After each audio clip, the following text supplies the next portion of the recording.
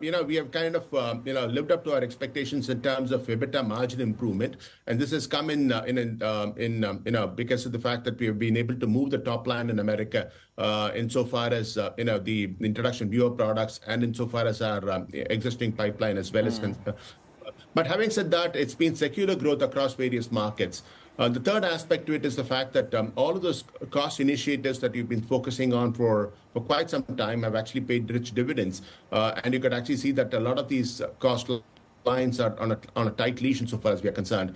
This would include the rationalization on the manpower front, R&D productivity, sales force productivity, and a host of other initiatives insofar as the gross margins line itself is concerned, which includes alternate vendor development, potentially routes of synthesis and the like. All of this has actually meant that the margin profile of the company has certainly improved. The overall sales mix has improved, and consequently, there has been a remarkable rise insofar as the EBITDA is also concerned.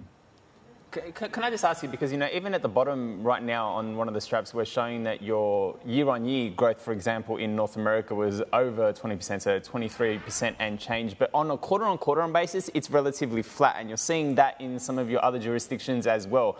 Is this an aberration, or are there things in the pipeline in terms of your portfolio that could see that kind of a growth clip that we saw from last year to now be in play from this year to next?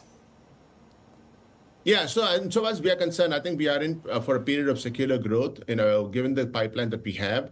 Spiriva was actually launched last quarter, and to that extent, there was a ramp up, and there was a slight, reduction because of that impact insofar as this particular quarter is concerned, and that's the reason why you think that the overall sales growth quarter on quarter has been a little tepid.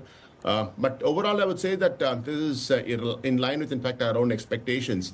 And if you actually fast forward into the future, we are looking, in fact, introducing a lot more products, and potentially, the sales in America, if you look at the next 5 years, will potentially go up by another 50%, so to speak. A lot of it actually coming in from the complex injectables and the respiratory stuff that you're speaking about.